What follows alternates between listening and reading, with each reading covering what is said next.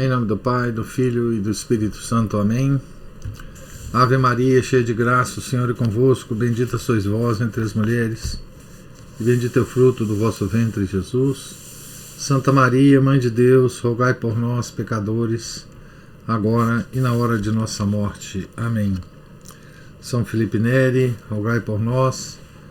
Nossa Senhora de Fátima, rogai por nós. Em nome do Pai, do Filho e do Espírito Santo. Amém.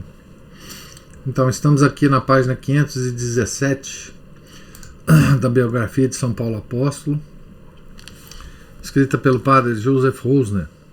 Estamos no meio do comentário do padre Rosner sobre a Epístola aos Colossenses. Estamos falando de gnose, por causa do teor da Epístola aos Colossenses, né? Vamos fazer um passeio aqui pela gnose cristã, né? A gnose cristã. Porque como nós já vimos, né?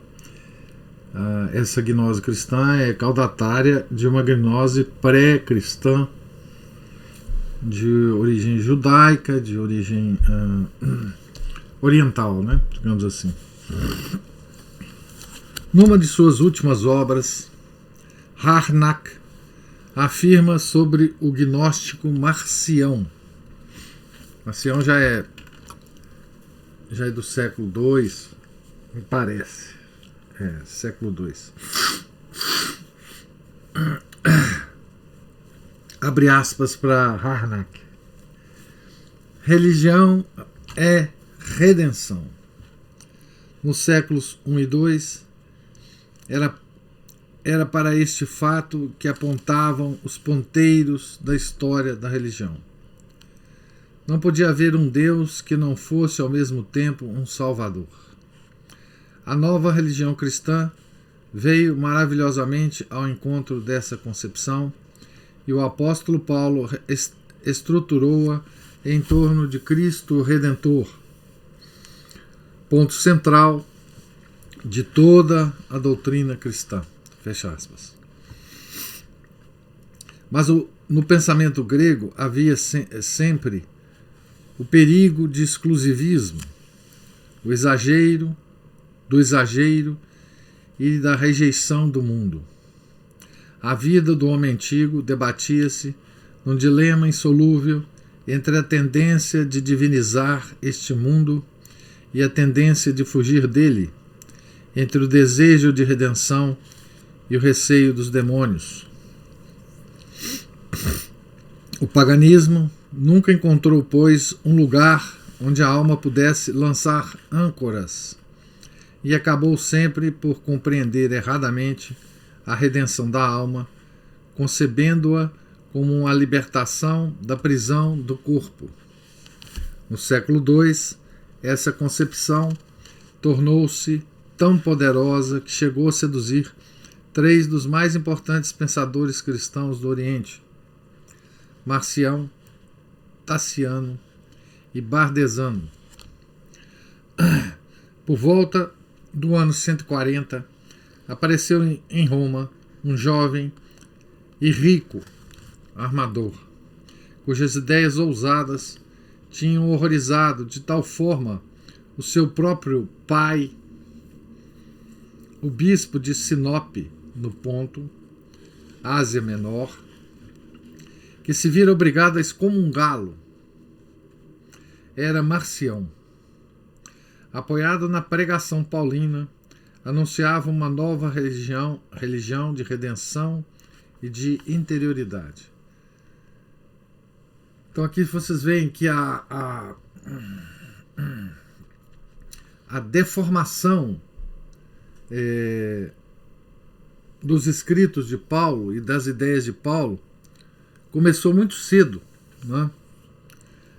Já Marcião tentava fazer isso, né? Isso vai se repetir na história, até Lutero, por exemplo, né? que que deformou completamente as ideias de Paulo, né? E de Calvino também, né? Nada podia ser equiparado à redenção. Era um acontecimento tão grande, tão sublime, tão incomparável, que o seu autor tinha de ser exclusivamente o Redentor. Essa insistência unilateral no amor redentor de Deus levou Marcião tão longe que já não concebia a possibilidade de preencher o abismo entre o Deus Criador e o Deus Redentor. Aqui também nós vemos uma outra característica da heresia, né?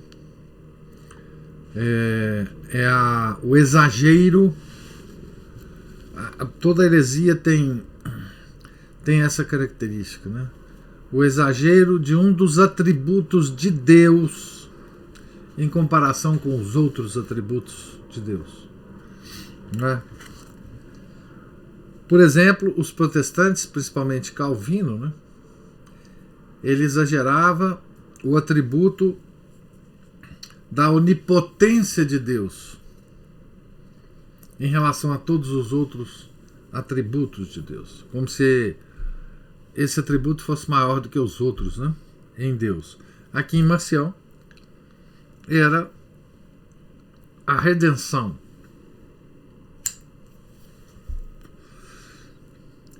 Então, para Marcião, a redenção era um acontecimento tão grande, tão sublime e tão incomparável que o seu autor tinha de ser exclusivamente o Redentor.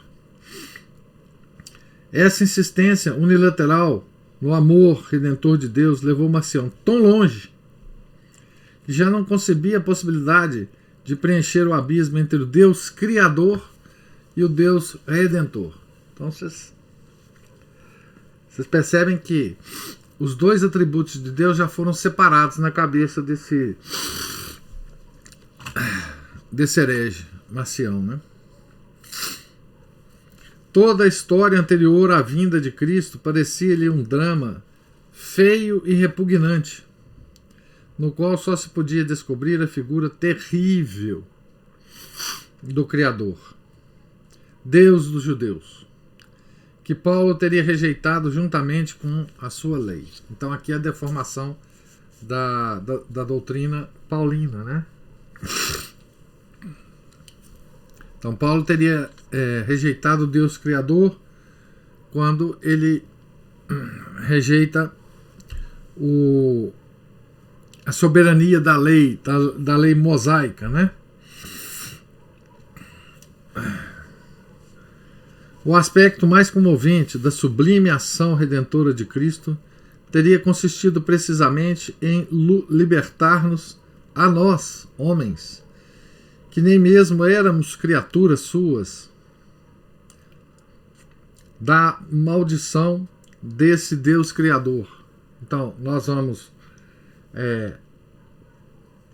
na concepção de Marcião, né, nós vamos com Paulo rejeitar o Deus Criador, porque nós rejeitamos a lei, o império da lei mosaica apenas, né? E já vamos dizer maldição desse Deus Criador. Marcião exclamava pateticamente: ó milagre dos milagres, êxtase, poder e admiração. Palavras do Marcião, né? Nada se pode dizer acerca do Evangelho, nem pensar acerca dele, nem compará-lo com coisa alguma. Fecha aspas. Que tragédia ver o pensamento paulino tão mal compreendido por este seu apaixonado discípulo. Marcião era discípulo de Paulo, né? Então, aqui se tem, né, aquela velha história, né, de se opor o Novo Testamento ao Velho Testamento. Isso é coisa gnóstica, né? As consequências foram devastadoras. Daí nasceu o terrível extravio espiritual do gnosticismo. Aqui, gnosticismo pós-cristão, né? Que foi a encruzilhada de todas as heresias da época. E é até hoje, né? A última foi o maniqueísmo, concepção pessimista que pregava uma ascética de rejeição deste mundo e pretendia pôr travas à propagação do gênero humano. Então nós temos vários movimentos gnósticos atuais, né? Da rejeição do mundo, né? Como se o mundo fosse mal, né? Toda essa... Até a ciência, né?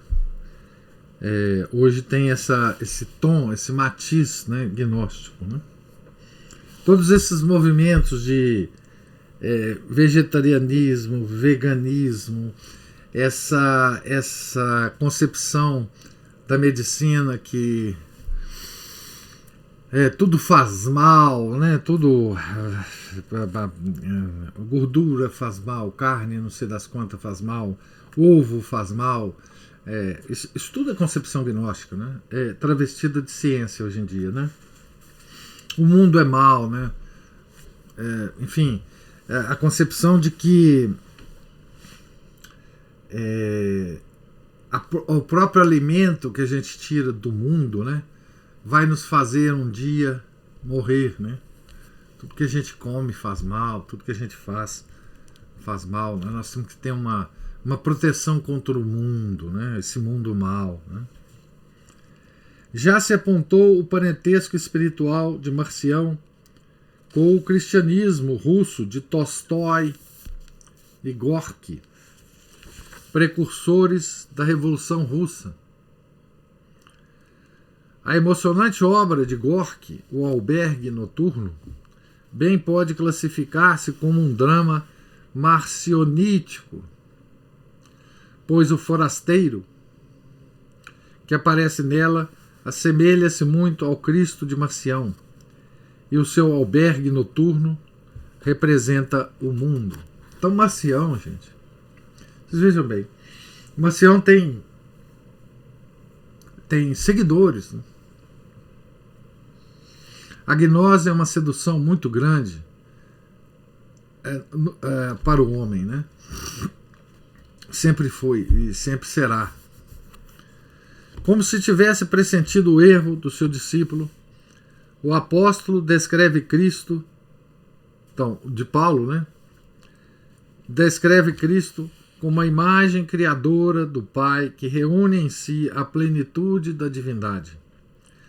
Deus de Deus, luz da luz, e apesar disso, um homem entre os homens que com seu sangue preencheu o abismo que se cavara entre Deus e este mundo. O mundo não é de origem diabólica, nem pertence a Satanás. Não temos o direito de abandoná-lo, considerando-o incurável, com a sua história, a sua miséria e seu pecado.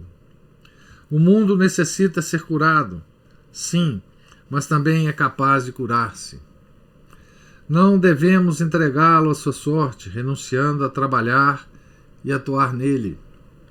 Graças a essa doutrina precisa e clara acerca de Cristo, Paulo impediu o cristianismo de só sobrar no sincretismo caótico das religiões orientais e converteu num dos principais agentes criadores da civilização ocidental. Sem este feito salvador, o Ocidente ter-se-ia transformado num feudo religioso da Ásia.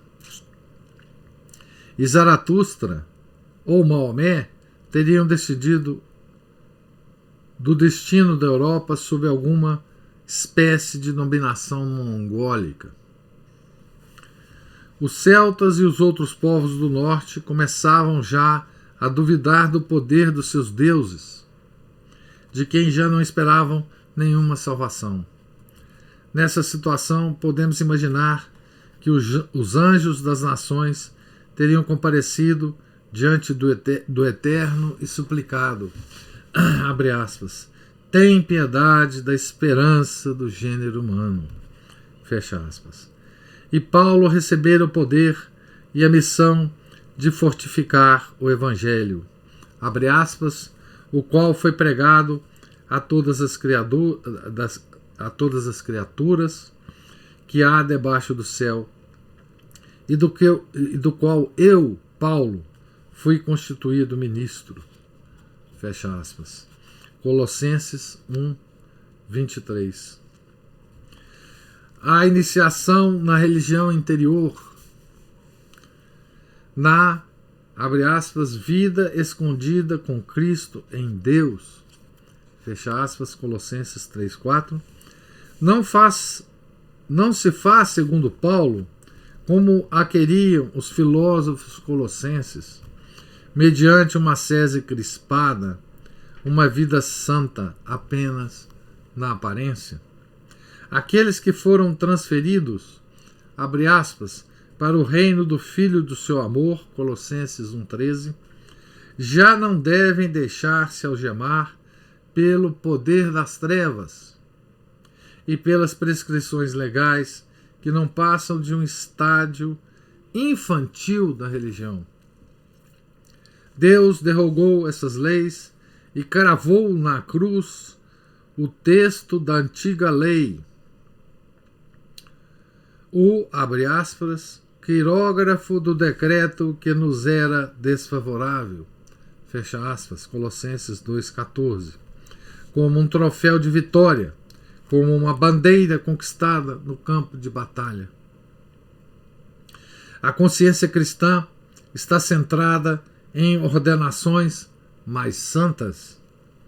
Ao invés de deixarem que eles mandem, abre aspas, não tocar, não provar, não manusear, fecha aspas, isto ou aquilo, de se preocuparem de que a panela de carne não toque a panela de leite, os cristãos devem empenhar-se em não fazer sofrer uns aos outros. Abre aspas, revestivos de entranhas de misericórdia, de benignidade, de humildade, de modéstia, de paciência, suportando-vos uns aos outros e perdoando-vos mutuamente. Triunfe em vossos corações a paz de Cristo, a qual fostes chamados em um só corpo, e sede agradecidos. Fecha aspas. Colossenses 3, versículos 12 a 15. Em vez de evitarem tocar qualquer moeda que tenha uma inscrição pagã, despojem-se antes do homem velho, com as suas inclinações pagãs, e restaurem nos seus corações a imagem do Criador. Estimem mais a unidade em Cristo do que as diferenças de dignidade, condição social ou sangue. Esta foi a resposta do apóstolo à tentativa de dividir o cristianismo numa doutrina secreta, reservada aos iniciados, por um lado, e numa religião genérica para os simples fiéis. Aqui Padre Rosen toca num ponto importantíssimo, né? Que é o seguinte, o que esses gnósticos colossenses estavam fazendo com o cristianismo que Paulo tinha pregado entre eles e que o Santo Epáfra, como bispo de Colossos, tinha a responsabilidade de pregar também, né? É que o cristianismo era uma religião iniciática, tá certo? Era uma religião iniciática, e contra isso Paulo se levanta, né? Ou seja, aqui Paulo se levanta contra uma tendência que voltou, né? Voltou.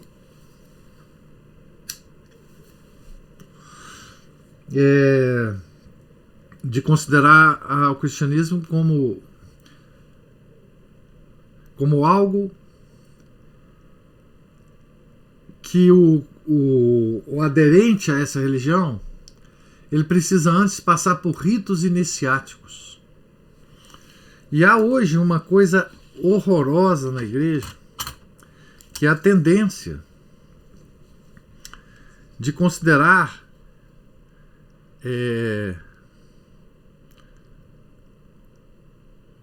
os sacramentos da igreja. Veja bem a que ponto que nós chegamos, né? Os sacramentos da igreja como ritos iniciáticos.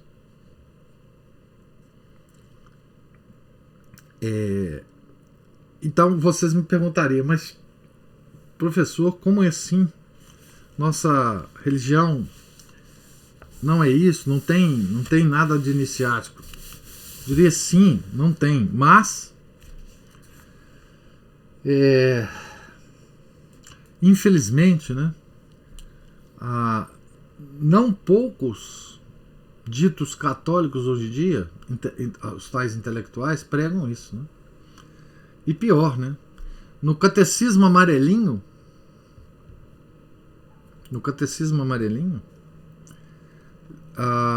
esse catecismo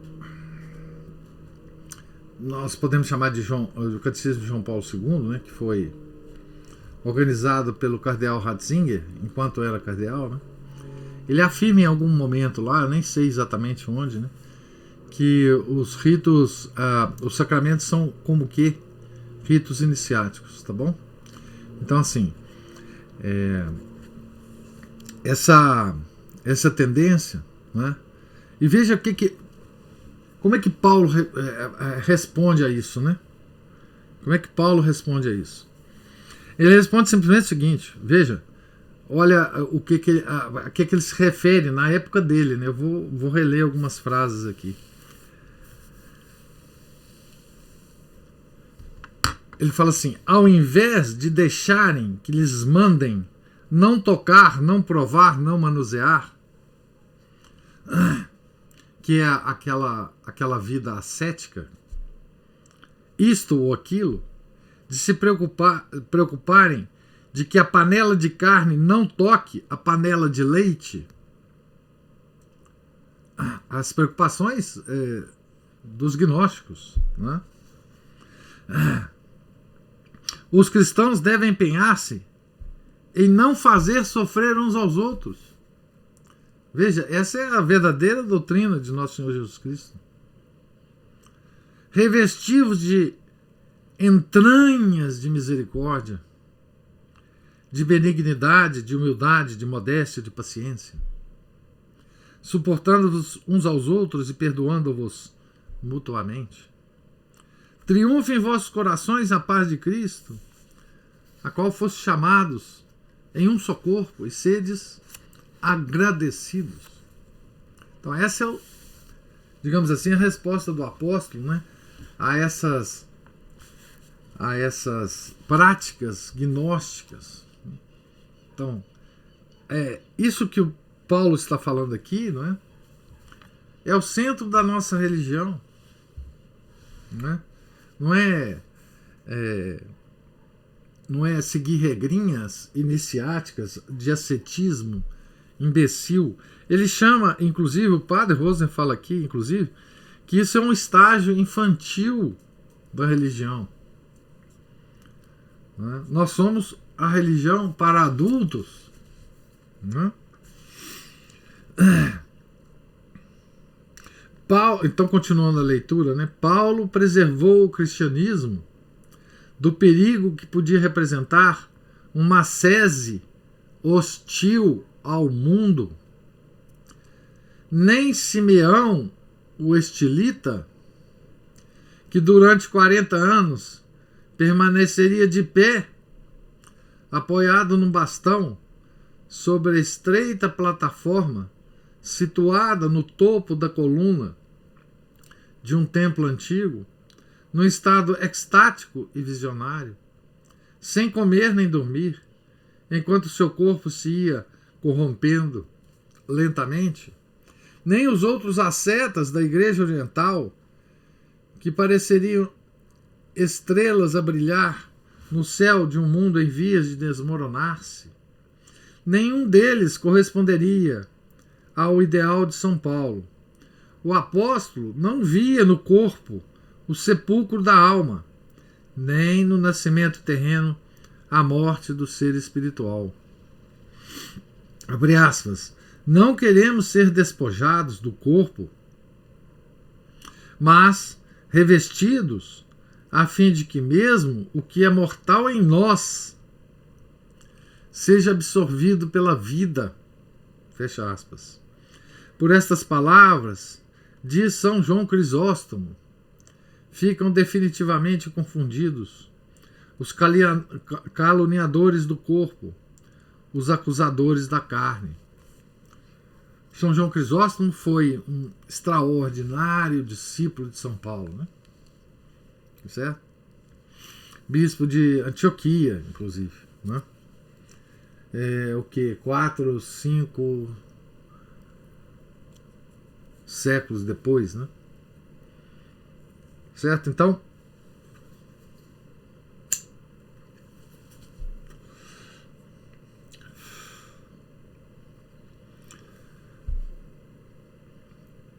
não queremos ser despojados do corpo, mas revestidos, a fim de que mesmo o que é mortal em nós seja absorvido pela vida. Paulo desejava assegurar à religião de Jesus o seu caráter universal, de escola educadora de todo o gênero humano, e ao mesmo tempo abrir uma porta ao conhecimento superior, à filosofia e à mística cristã. Essa porta devia tornar-se mais ampla de século em século, e por ela penetraria toda a luz da razão e da ciência, até se chegar à Suma Teológica de Santo Tomás de Aquino, em que a fé e a inteligência se combinam no místico claro escuro. Então, São Tomás de Aquino é o ápice, né, de toda a patrística de São Paulo. São Paulo é chamado por São Tomás de Aquino o apóstolo, né?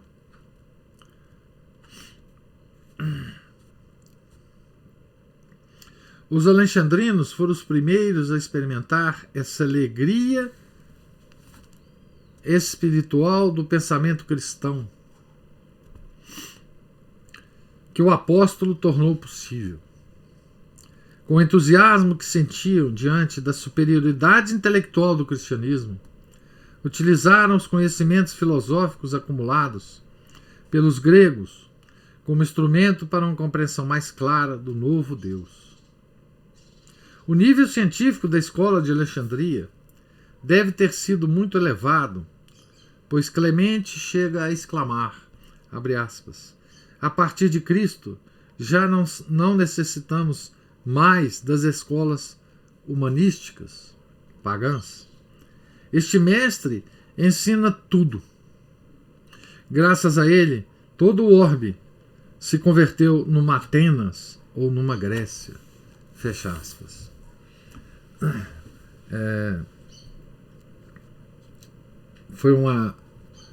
A escola de Alexandria foi uma grande criação, né, do cristianismo. Essa extraordinária escola de pensamento cristão, né? Em relação à superioridade intelectual do cristianismo, né, o Chesterton, eu acho que é no livro A Coisa, ele nos alerta uma coisa muito interessante, né? Sutilezas que só Chesterton é capaz de descrever, né? Ele, como ele era um polemista, né, católico, ele dizia o seguinte, que O católico, quando entra numa discussão com não católicos ou com hereges, ele tende ele alerta as pessoas contra essa tendência, né? Ele diz assim: a nossa religião é tão superior intelectualmente a tudo que existe no mundo que o apologista cristão tende a desprezar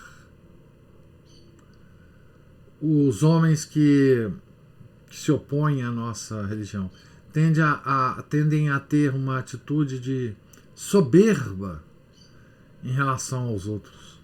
Tal é a superioridade do cristianismo, né? Mas ele nos alerta que isso não é a posição correta, né, do intelectual cristão, né? Ele há de ter paciência com esses nossos inimigos sempre inferiores intelectualmente a nós, porque isso não é mérito nosso, né? Isso é mérito da nossa religião, né? Então essa superioridade intelectual que hoje em dia a gente perdeu isso, né? A gente acha que os intelectuais nossos inimigos, né, são superiores a nós, mas não nos enganemos, né? A nossa religião é absolutamente, extraordinariamente superior a tudo, né, que existe por aí.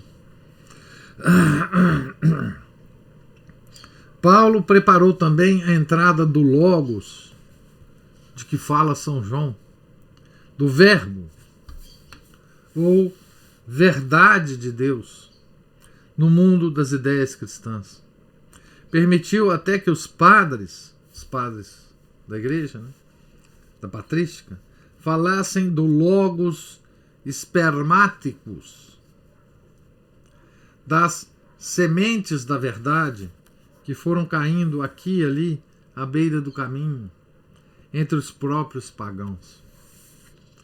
Um desses primeiros raios luminosos é o que se nos mostra uma antiquíssima ode do poeta Píndaro, abre aspas, que é o homem, que é tudo aquilo que não é o homem, o sonho de uma sombra, mas se descende de um raio de luz procedente de Zeus, então tudo é clara luz e vida pacífica entre os homens, fecha aspas.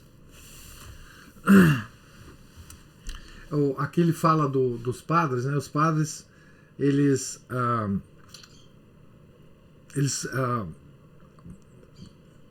fizeram um levantamento, né, da cultura pagã, né, e perceberam, né, que o Logos, não é, ele já... O paganismo, o alto paganismo, né, da antiguidade, eles tinham pequenos vislumbres do Logos. E eles expressavam esses vislumbres que eles tinham. Claro que eles ligavam isso a Zeus, enfim. Mas eles tinham esses vislumbres, né? O Logos, ele nunca foi completamente invisível, mesmo nas épocas pré-cristãs, né? Todos os amigos do apóstolo, vindos do Oriente, se encontravam presentes quando o apóstolo terminou de ditar a epístola, segundo faz supor a lista final de saudações. O seu quarto alugado transformara-se já num agradável lugar de encontro entre amigos, ou até numa espécie de capela doméstica, onde todos vinham para ter notícia dos irmãos ausentes ou para orar, cantar e partir o pão. Colossenses 1:9. Entre os que mandam saudações, ouvimos especialmente a voz de Epáfras, fundador da igreja de Colosso, que abre aspas, combate nas suas orações, fecha aspas, pela alma dos seus filhos espirituais. Paulo estava profundamente impressionado com a intensidade da fé deste homem verdadeiramente apostólico. Colossenses 4, versículos 12 a 13. Assim vamos obtendo uma imagem. Então Epáfras, né, que o dia de festa dele foi ontem, né, Santo Epáfras, era o bispo de Colosso, né, ordenado por Paulo. Né. Assim vamos obtendo uma imagem cada vez mais clara do mundo desse cativo de Cristo. É um constante ir e vir. Uns irmãos partem, outros batem-lhe à porta. Chegam notícias, seguem cartas. Da rua sobe o confuso barulho da cidade imperial, eternamente agitada, mas no andar de cima reina uma atmosfera de paz e caridade. A um canto assenta-se o silencioso pretoriano. Começa a suspeitar que não está vigiando o perigoso cabecilha de um bando internacional de conspiradores, mas o chefe espiritual de uma organização muito vasta, que reza incessantemente pelo bem-estar do império e que, sem dúvida, asseguraria muito melhor os destinos do Estado romano do que o seu senhor imperial. Aqui o padre Rosner faz uma alusão ao soldado, né, que era destacado para vigiar Paulo, né, na sua prisão domiciliar. Né. Então aqui termina os comentários, né, do padre Joseph Rosner sobre a Epístola aos Colossenses, né, e dá esses comentários do padre Rosner dá uma boa imagem, né, para nós, que inclusive já estudamos essa questão da gnose do panteísmo na antiguidade, e depois mais na atualidade, né? Mas ele dá uma ideia muito clara de como é que essa tendência nossa, né, de raciocinar sobre o mal no mundo, sobretudo do sofrimento, né, da razão do sofrimento humano, né, pode nos levar a uma gnose cristã. Porque vocês vejam o seguinte: a gnose da cabala judaica e das influências mais orientais, iranianas principalmente, né, elas tinham uma característica. Agora, a gnose pós-cristã, ela usa características profundamente cristãs, né, e profundamente paulinas, né. Ela é uma deformação, né,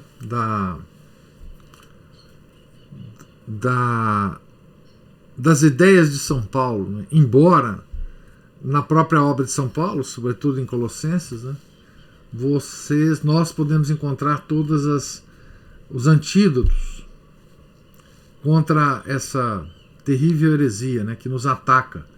Como eu disse, a gnose tem um papel preponderante na atual crise da igreja, né. A expressão sementes de luz, ou centelhas divinas, que o padre Rosner comenta aqui, né,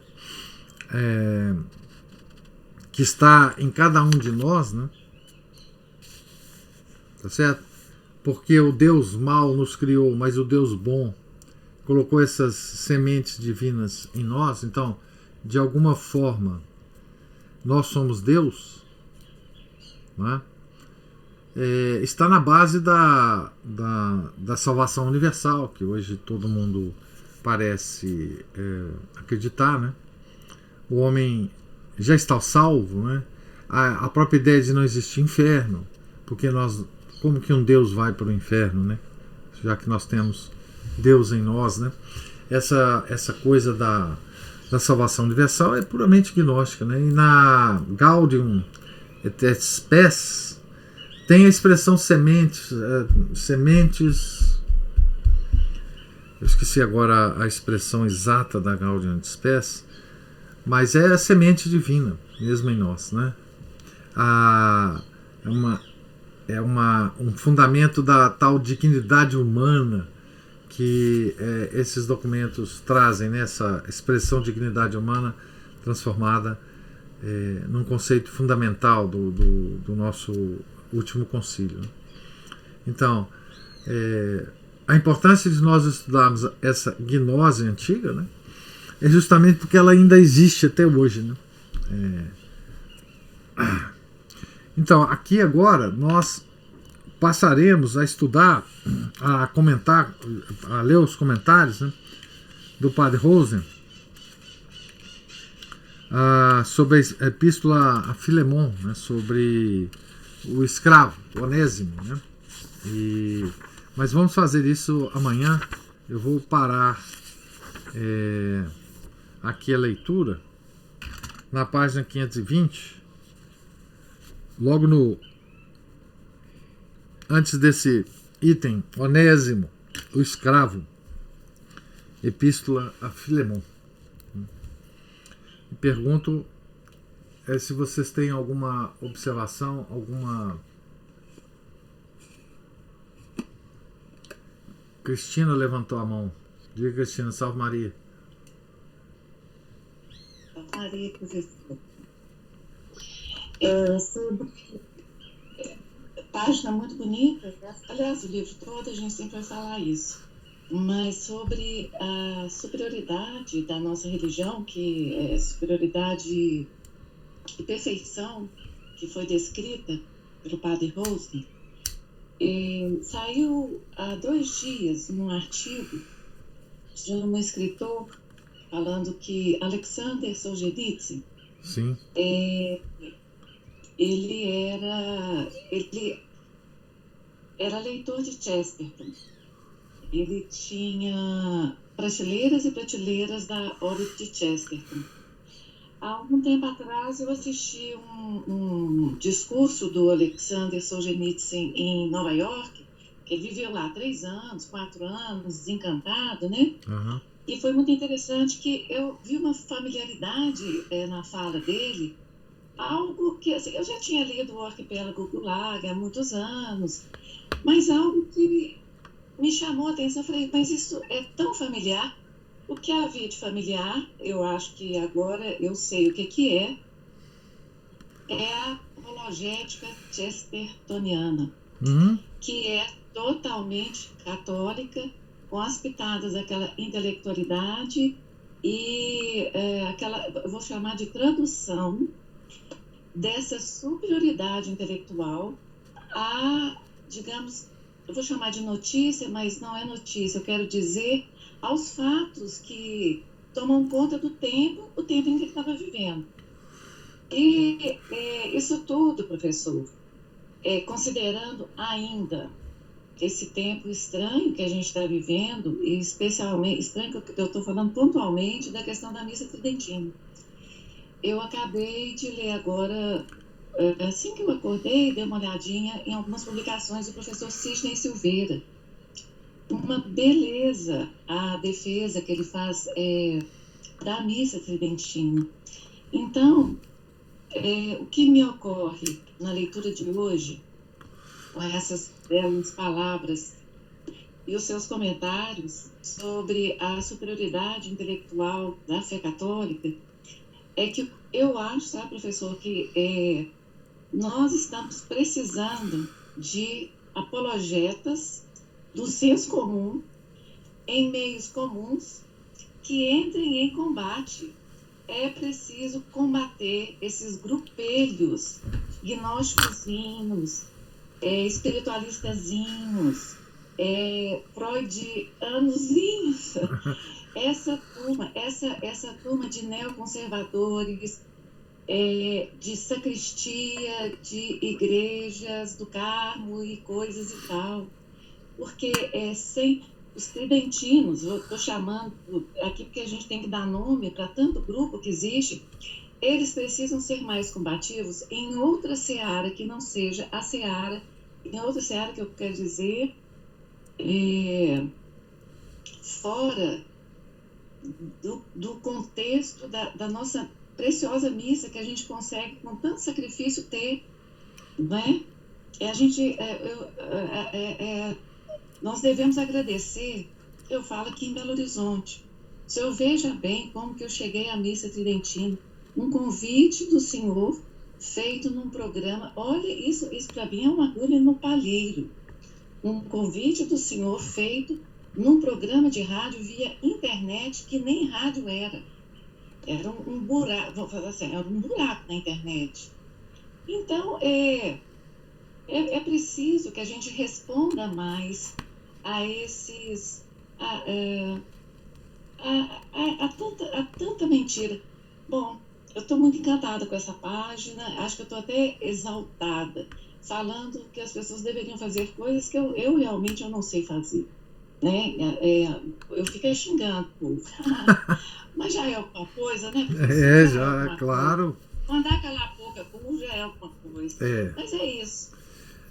A gente tem, Cristina, não, sim, a gente fica mesmo exaltado, né? Porque quando a gente contempla, né, essa superioridade da nossa religião em relação a tudo que existe, a gente a primeira reação nossa, né, é dizer assim, poxa, mas por que essa superioridade ela não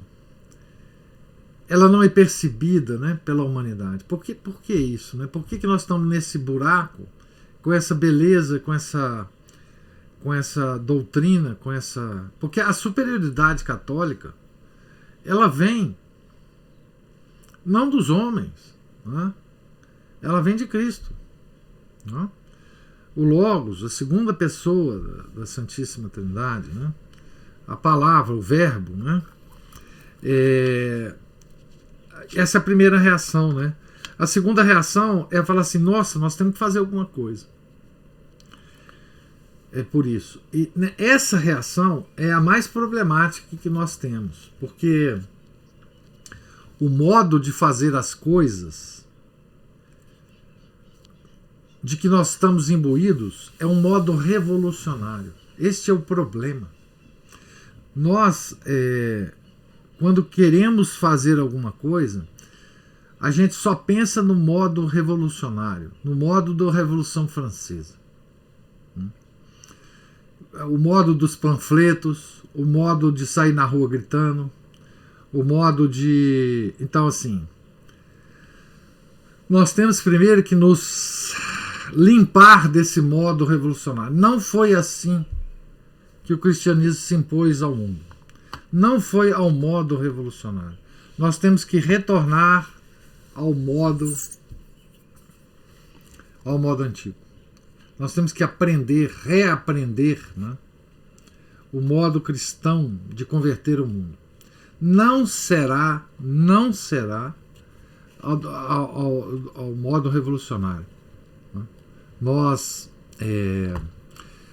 Eu ouvi nos últimos dias belíssimas palavras vindas de muitas fontes sobre o tal moto próprio do Papa Francisco. Mas as melhores homilias que eu ouvi, elas chamam a atenção exatamente disso. Nós temos que nos opor filialmente ao Papa, que o Papa é Papa, tá certo? mas não do modo revolucionário. E isso é muito difícil para nós hoje. Nós tendemos a agir como revolucionários, não é? Manifestações e isso se dá hoje em dia através das redes sociais, né? Nós estamos imbuídos dessa ideia. Eu não sei quem passou essa ideia para nós, né? De que a vida real ela se dá nas redes sociais. Pessoas mudam de ideia a cada instante do dia, dependendo se ela lê um texto no Facebook de alguém ou o texto no Facebook de outro alguém. Se ela vê uma resposta a esse texto de alguém ou de outro alguém. Certo? Então, assim, esse nunca foi o modo cristão de agir, né? Grandes debates, sim. Não é? Grandes debates sempre houve. Não é? As grandes defesas da doutrina cristã, sim. Né? Ao modo na modernidade, ao modo de Chesterton, por exemplo. Né? Polemistas católicos, né? Nós tivemos no Brasil extraordinários polemistas católicos, né? Assim, debater com os nossos inimigos, né? Com argumentos sérios, etc., sempre foi da nossa índole, porque também nós não queremos debater por debater, nós queremos debater para converter, né? Eu vou dar um exemplo simples, gente, simplérrimo, para vocês verem o que é um debate sereno e não revolucionário. Outro dia eu tive o conhecimento de um padre que viveu no Nordeste. Vou até pegar o livro dele aqui.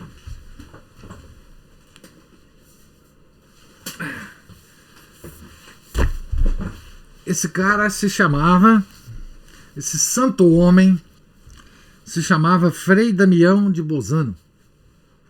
Eu nunca tinha ouvido falar desse frei, tá certo? Nunca tinha ouvido falar desse frei.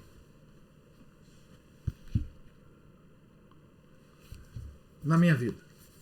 Até eu comprar esse livro, tá? Frei Damião de Bozano. Ele escreve um livro. Esse frei é extraordinário. Eu não vou contar a história dele, mas enfim, ele é italiano, viveu no Nordeste. Se a igreja fosse séria, esse homem já seria pelo menos beatificado, enfim.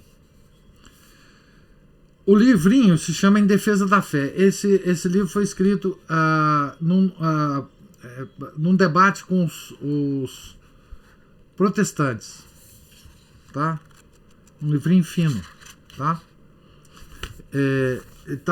Tá publicado pela Flos Carmelli. Isso aqui é um debate sério. Isso aqui vale qualquer coisa de todos os Facebooks do mundo, tá certo? Ele responde aos protestantes e é uma aula de catecismo para nós. Uma aula de catecismo para nós. Tá certo? Então ele debate tudo. Ele debate sobre a Santa Virgem Maria, a infalibilidade papal, a verdadeira igreja, Eucaristia e tradição, todos os sacramentos ele comenta. Enfim, é uma pérola esse livro. Tá? Livros por exemplo, os grandes polemistas católicos, né? Carlos de Laet, no Brasil, né? Carlos de Laet foi um extraordinário polemista católico. Os católicos não conhecem Carlos de Laet. Quando eu falo de Carlos de Laet, as pessoas simplesmente nunca ouviram falar. Como eu nunca tinha ouvido falar do Frei Damião de Bozano. Esse cara era milagreiro de uma tal forma, ele fazia tantos milagres, que ele era italiano, né? Ele foi comparado com o Padre Pio de Pietrelcina. O jeito dele, o aspecto dele, os milagres dele. Então, assim, O que eu estou querendo dizer a você, Cristina, a nós todos, a mim mesmo, é que nós não temos a nossa forma de contato com o mundo e de conversão do mundo não é revolucionária. Nós tendemos a tomar as armas revolucionárias para lutar com o mundo. Essas não são as nossas armas. Nós temos que ter outras armas. Outras armas. Eu penso assim, é isso mesmo. Mas os meios, digamos assim, o local do debate, eu não vejo como não ser mais as mídias ou o meio eletrônico. Não, o meio não tem, o meio não tem mal nenhum, não. O tom é que é o problema. O nosso problema é o conteúdo. É exatamente isso que eu estou chamando a atenção. Nós temos um domínio, digamos, um espaço tomado. Nos nichos onde acontece essa discussão, porque venhamos e convenhamos, 99% do mundo está se lixando para qualquer tipo de transcendência. Vamos colocar assim, para falar de religião, né, de salvação, qualquer coisa. Sim. Nós vivemos num mundo ateu, indiferente, ignóstico. Existe uma quantidade de pessoas que estão na busca. Elas estão nos meios e nas redes sociais. É ali que está acontecendo.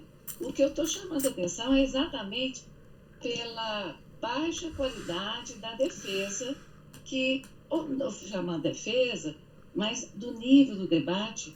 O senhor veja bem, não existe outro conteúdo. Quer dizer, como é que eu encontrei o senhor, ou onde foi que eu refiz a formação? Não, comecei minha formação. O debate do professor Orlando Fedeli com o professor Olavo de Carvalho. Ali eu peguei, já tinha acho que 1 ou 2 anos, um ano de publicado o debate, a briga dos dois, e estava em blog, porque eu sou pós-Orkut. Eu tinha horror de mídia, como eu trabalhava com sistemas, implantação de sistemas e tal, eu tinha horror dessa coisa. Mas chegou num ponto que eu falei, eu vou ter que entrar aqui. Então, assim, toda o começo da retomada, digamos, de alguma discussão substancial sobre o catolicismo, ele já recomeçou em meio eletrônico. Agora, o que acontece? O nível está baixo demais. Não fosse, pelo menos, onde eu tenho domínio, que é onde eu leio mesmo, a única mídia que eu participo, assim, que eu tenho um perfil pessoal, que é o Facebook, tem um Sidney Silveira. Isso. Não digo que esse é o meio, não. Mas é ali que eu fico sabendo como que há um domínio e um predomínio de uma pseudo-intelectualidade espiritualizada. E olha, professor, eu não posso nem falar, porque é o que eu falo, eu não tenho capacidade para isso. Eu tenho uma percepção profunda das coisas. Mas daí a traduzir isso em adequação, eu comecei com Chesterton e Solzhenitsyn exatamente por isso.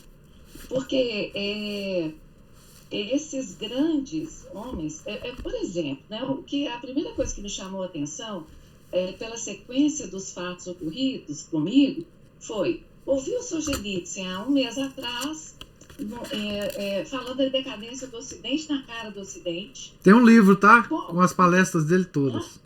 Tem um livro com todas as palestras dele sobre a decadência do Ocidente. Ele fala na cara dos norte-americanos, ele faz uma crítica, e é muito interessante, mas ali tinha umas pitadas. Depois eu fui saber que ele também... deixa eu continuar aqui, senão... Noites acordadas deixa a mente confusa. Mas o que eu percebi é que escapa às pessoas de que Solzhenitsyn, que nasceu em 1918, em relação a Chesterton, que nasceu em 1700, 1800, acho que foi em 1870, uma coisa assim, quem influenciou Solzhenitsyn foi o Chesterton. E isso é importante? Não, não é importante, mas isso é importante para pensar assim, digamos assim, na exaltação de Solzhenitsyn, um conteúdo católico, apesar de ele não ser católico, ele só não se converteu. Então, o fundamento dele para muitas das visões que ele tem de tudo, tirando, obviamente, aquela vivência no Gulag e tal. Então, o que me espanta é que existe um discurso, existe um diálogo, existe um debate acontecendo e os católicos não se manifestam. E isso que o senhor fala é certo. Eu chamo atenção para isso. Quando eu coloco assim, eu não sou capaz disso, eu estou dizendo exatamente, o meu tipo de desqualificação não está errado. Assim, é exatamente o que eu estou falando. Isso não converte ninguém. Não é? Debate desqualificado e não converte ninguém. Não, faz até o contrário. Né? É o estado da pessoa, não só em relação à própria conversão, mas também a qualidade do que ela conhece da fé. Porque, professor, eu há muito tempo eu desisti de conhecimento, assim, o senhor sabe, meu meio é meio de livro, né? Uhum. Eu vivi nesse mundo. A minha opção de aposentadoria foi uma opção de sair disso. Por quê? Por essa aflição de você ter conhecimento e querer passar isso, e isso te inclina a vários vícios. Né? O meu recolhimento em casa, sair... eu tenho que enfrentar quase que a família inteira. Como assim você parou de trabalhar? Dona de casa, bordado. Quer dizer, é uma opção católica. Né? Mas eu não deixo de ser sensível a este mundo do qual eu saí. E eu sinto muita falta disso, assim. É preciso que haja algum tipo de resposta a essa bagunça. Professor, a missa tridentina. O que eu vejo de católico dizendo assim, a missa, eu vou nessa, eu vou naquela, eu gosto de ir na missa porque ela é muito bonita e piedosa. O senhor viu chamando a atenção? É preciso que alguém diga, não, meu filho, não é porque ela é bonita e piedosa, é porque ela é perfeita, por isso, por isso. Mas não existe ninguém que esclareça o que o senhor esclarece, entendeu? O senhor esclarece para a gente aqui. Olha, um grupo pequeno. O Sidney. O Sidney é, hoje, para mim, o exemplo mais acabado desse tipo de combate que é feito nas redes sociais. Porque tudo que ele escreve, você vê que o Sidney, ele não é revolucionário. Ele não usa os mesmos métodos revolucionários. Ele, para mim, é um modelo disso que você está falando, que o mundo precisa mais e mais hoje em dia, né? Mas depende muito da capacidade das pessoas, né? E ele tem essa capacidade e exerce isso com muita maestria, né? Se a gente pegar o livro que ele escreveu, Cosmogonia da Desordem, é uma coisa extraordinária, né? É um monumento aquele livro, né? Agora,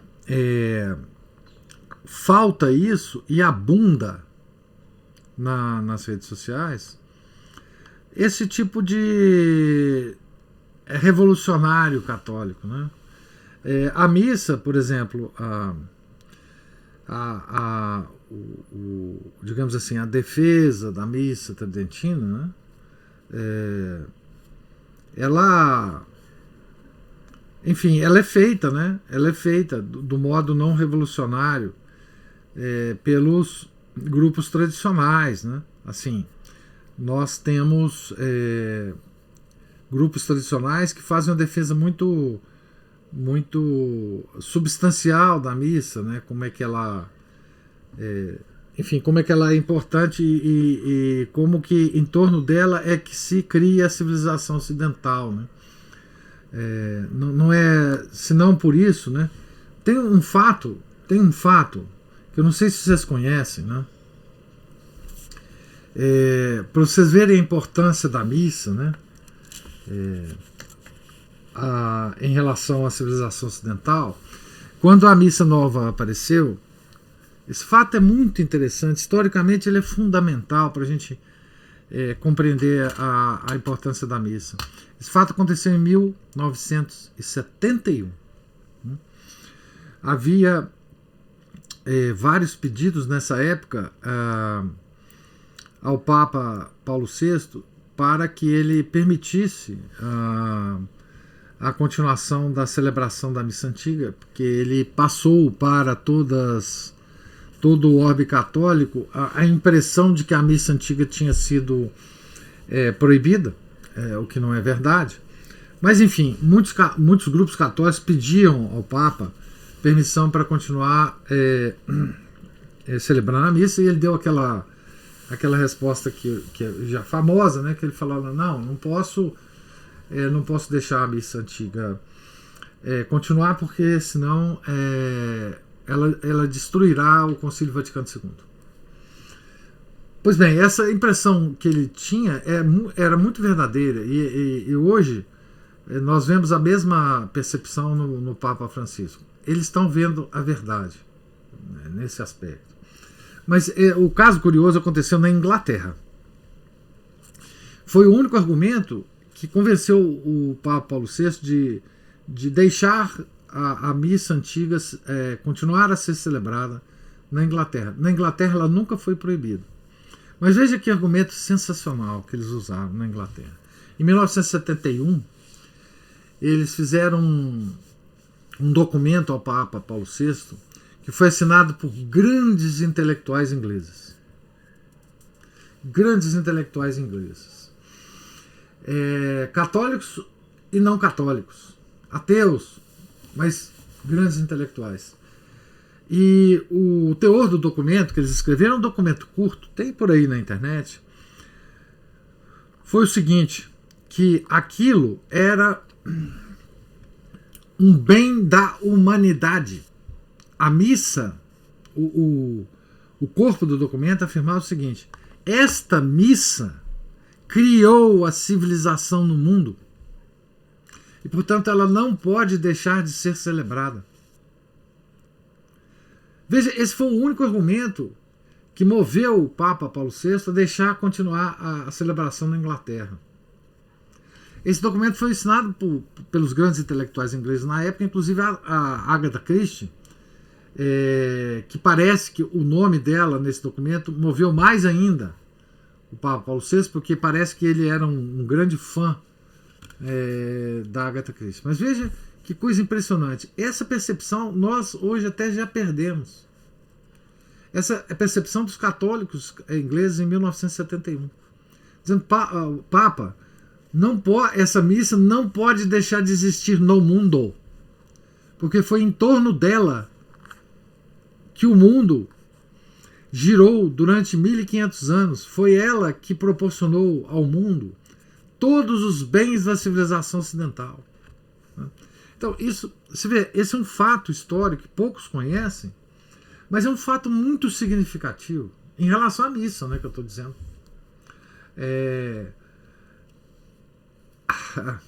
A missa é a forma de adoração, a missa tridentina é a forma de adoração que Deus escolheu para nós, para adorá-lo. Não é outra forma. É essa missa, né?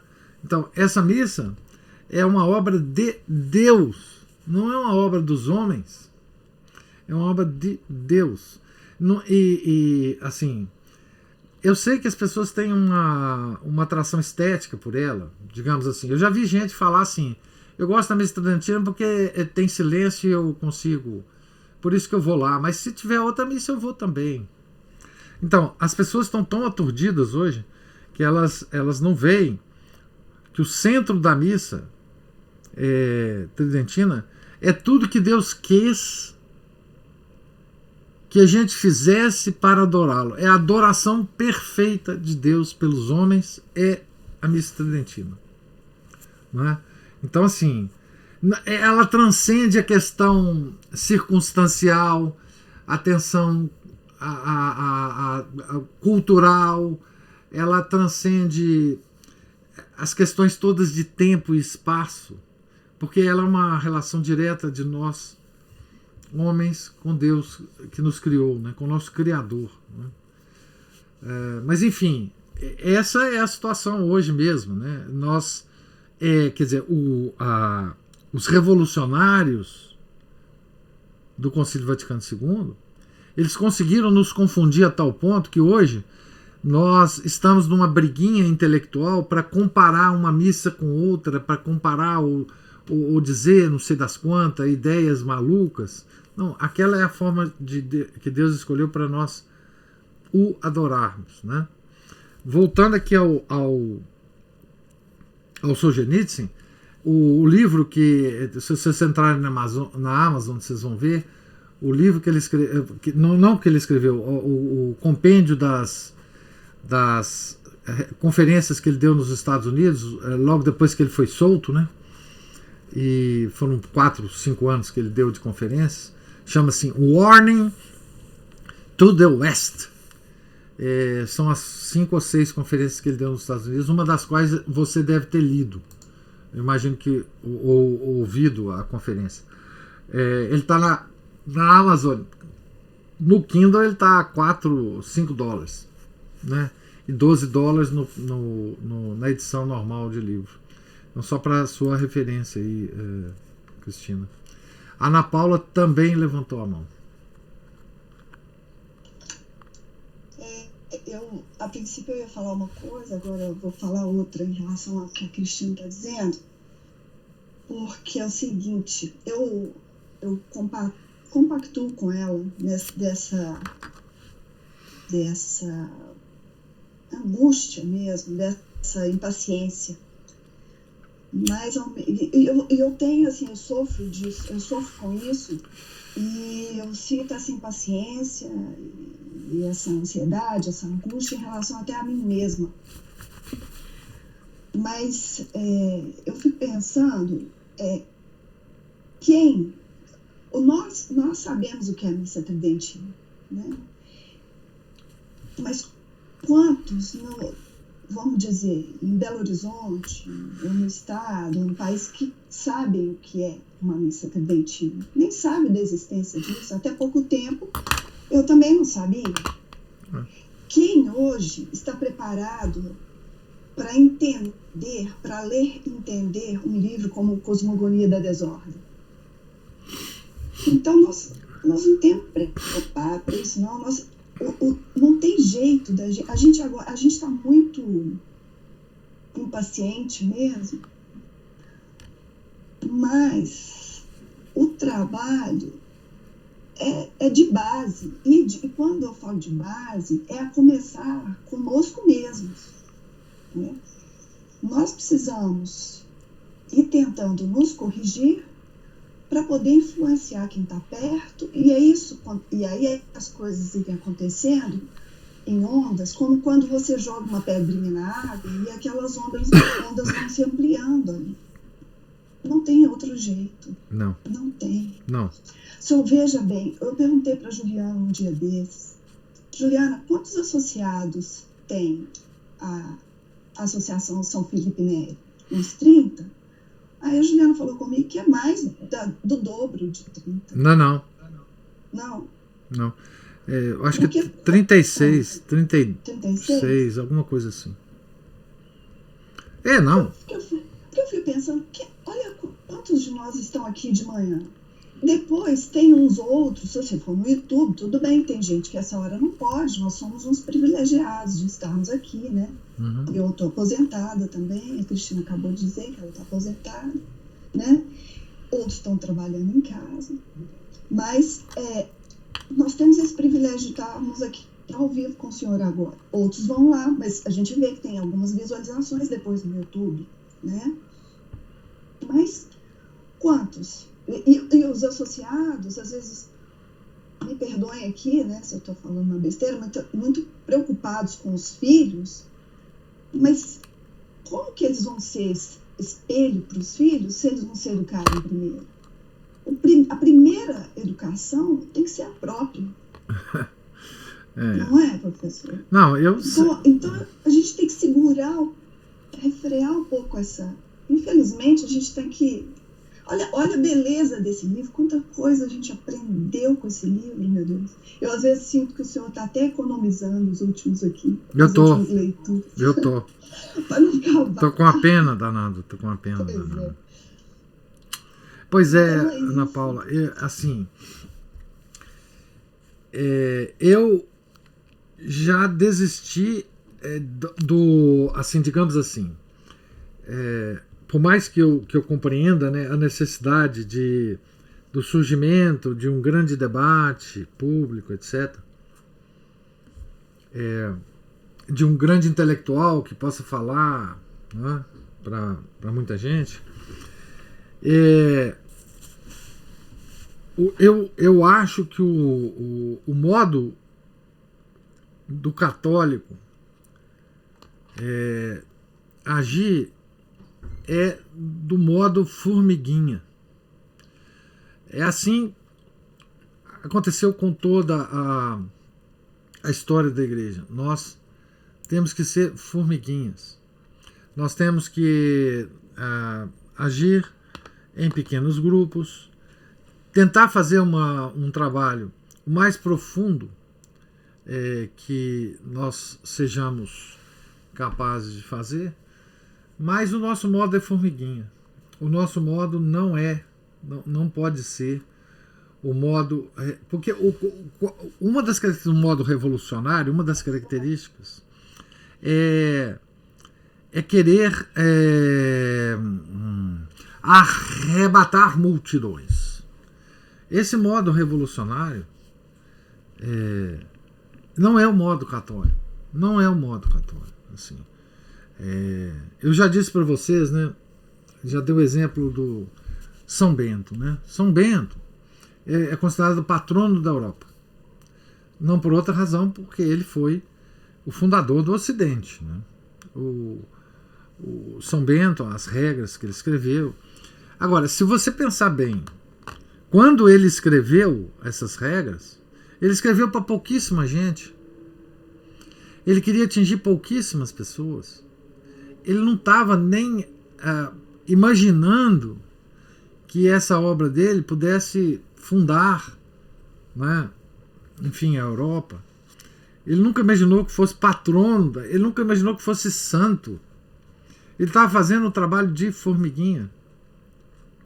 Quer dizer, o trabalho das pequenas coisas. Nós estamos muito ligados às grandes coisas, mas as grandes coisas estão longe de nosso poder. Nós temos que fazer as pequenas coisas, né, segundo a nossa capacidade. Cada um faz segundo a capacidade dele, né? Então, eu não tenho a menor dúvida de que esse trabalho é o único que cada um de nós pode fazer. Porque nós somos pessoas normais, né? Tá certo? E vou dizer a verdade, cada um dos grandes homens, por exemplo, o Gustavo Corsão, né? O Gustavo Corsão estava usando os métodos que ele tinha para fazer as pequenas coisas. Só que fazendo as pequenas coisas, esses homens fizeram as grandes coisas, né? Ele tinha uma certa capacidade, ele usou essa capacidade para fazer as pequenas coisas que ele podia fazer. Chesterton, a mesma coisa, né? E nós temos que fazer exatamente a mesma coisa. Quer dizer,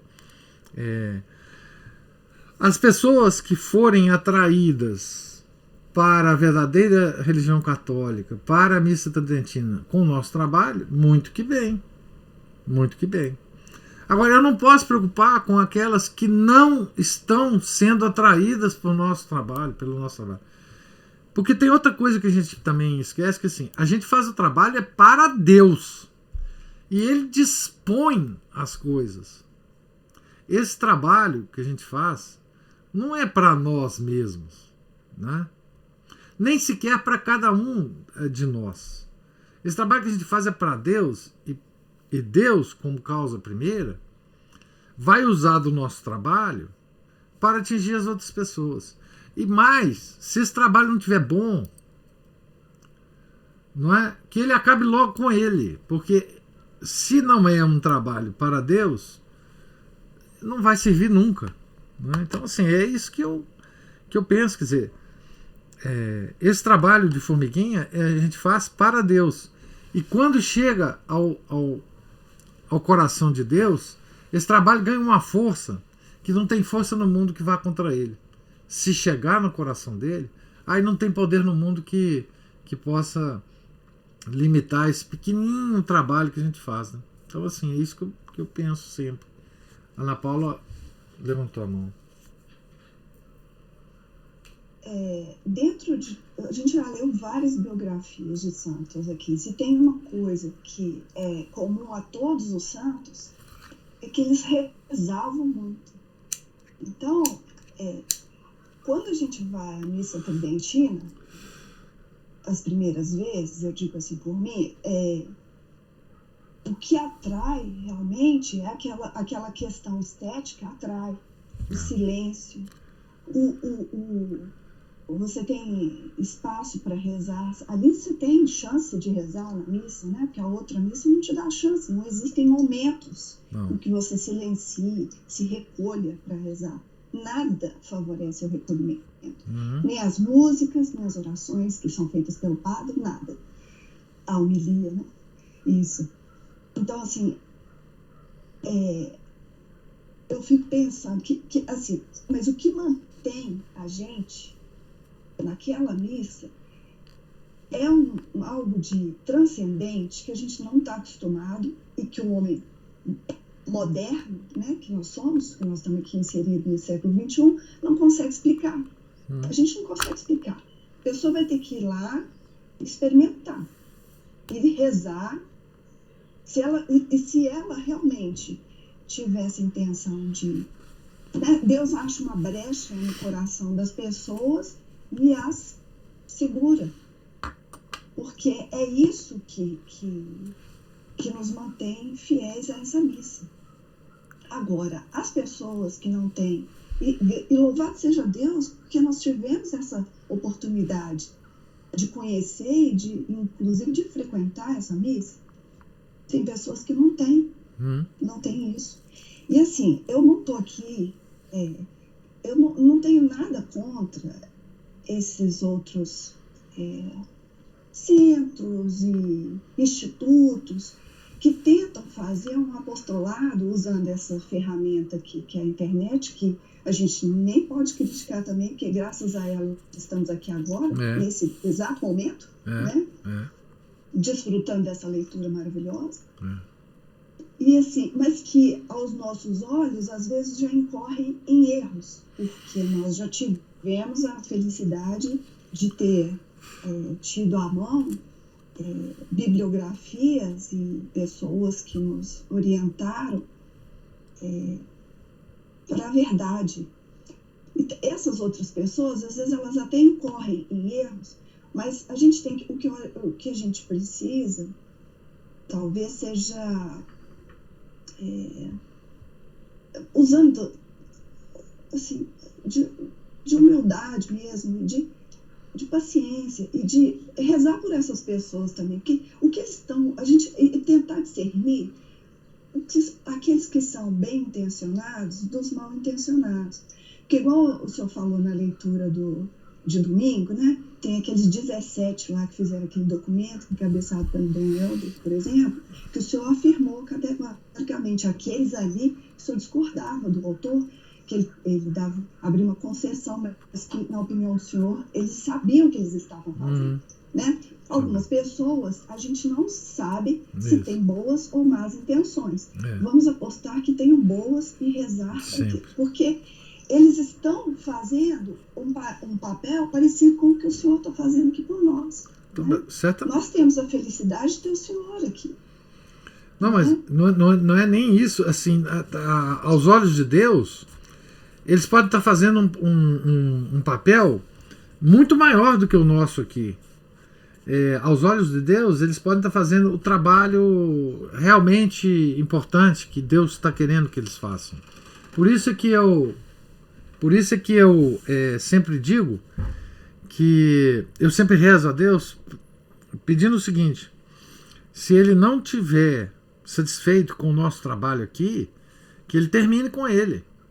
Porque o trabalho tem que ser feito para a maior glória de Deus, né? E assim, se a gente tem a bênção dele, da causa primeira, as coisas se multiplicam, né?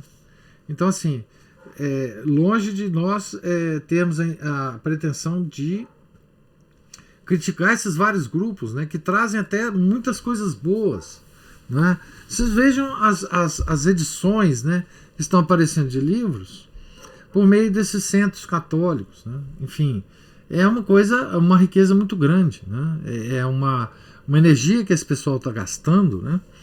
Muito, muito grande, né? Então, o que eu queria explicar é que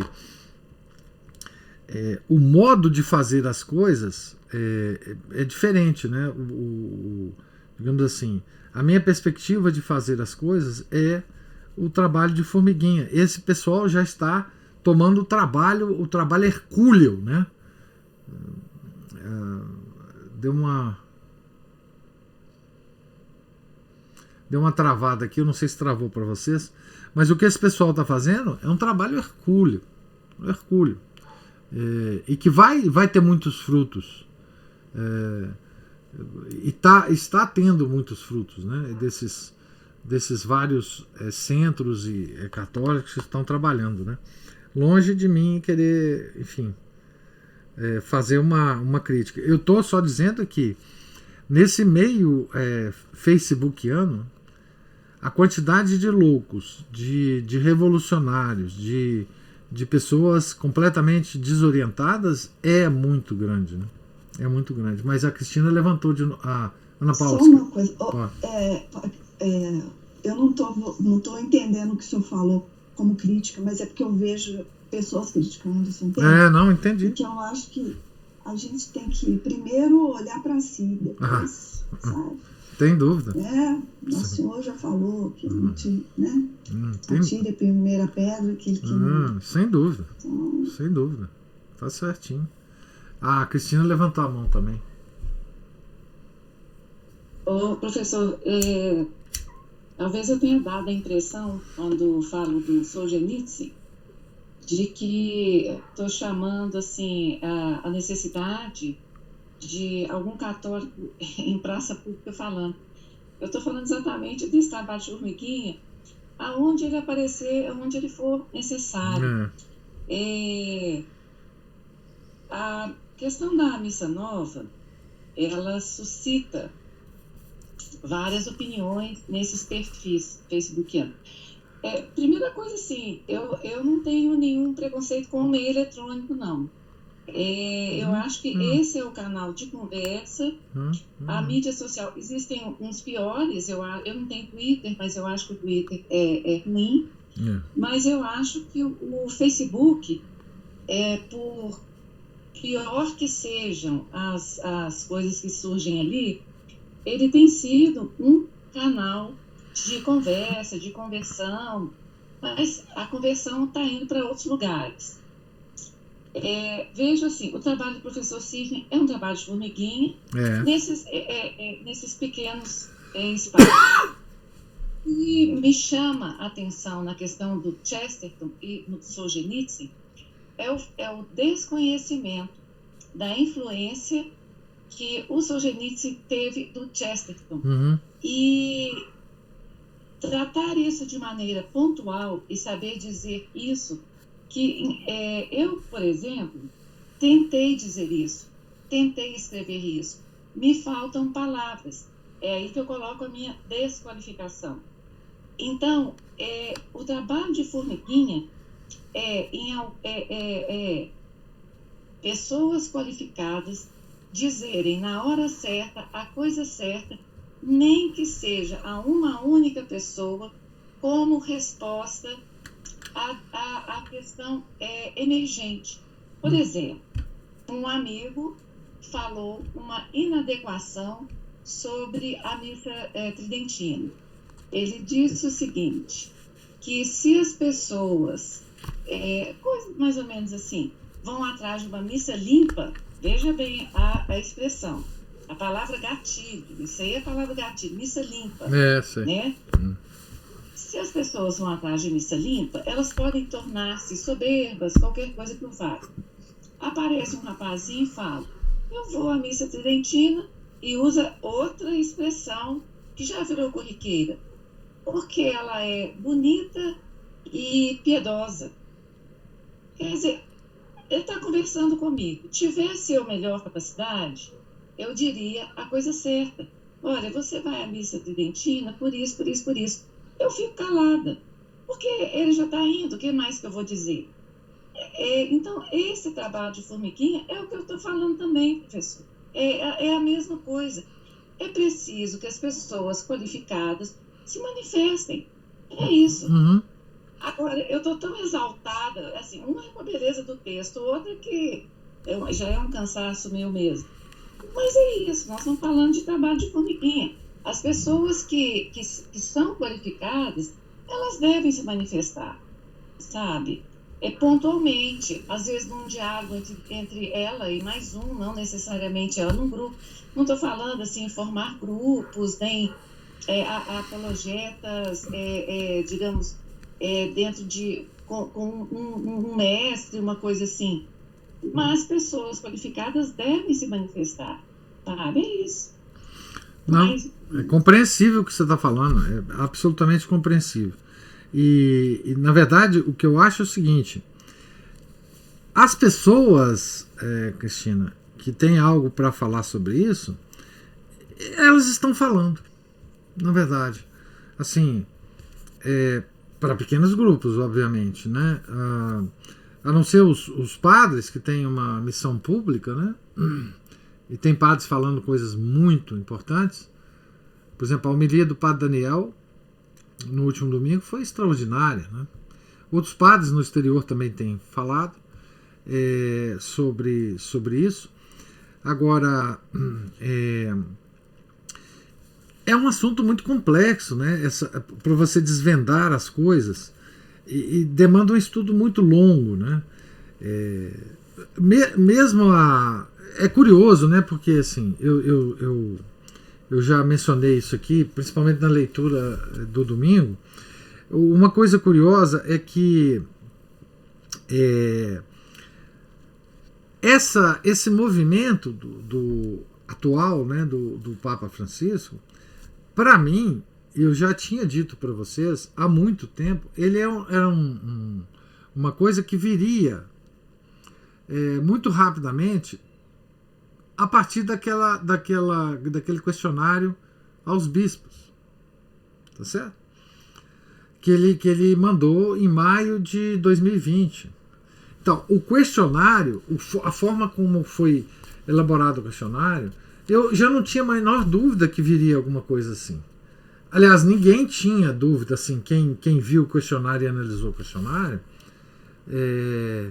não tinha dúvida que ele estava querendo fazer o que ele acabou fazendo, né? Então, a própria surpresa de alguns católicos em relação ao movimento do Papa Francisco me surpreendeu. A surpresa deles é que me surpreendeu. Eu falei, mas como assim? Vocês não estavam esperando isso? Aonde vocês estavam quando o Papa publicou o questionário? Então, o próprio conhecimento da situação, o próprio desconhecimento da história da Igreja, a própria confusão que existe em relação à análise do Concílio Vaticano II, ela leva a esse tipo de surpresa desagradável, né? Assim, enfim,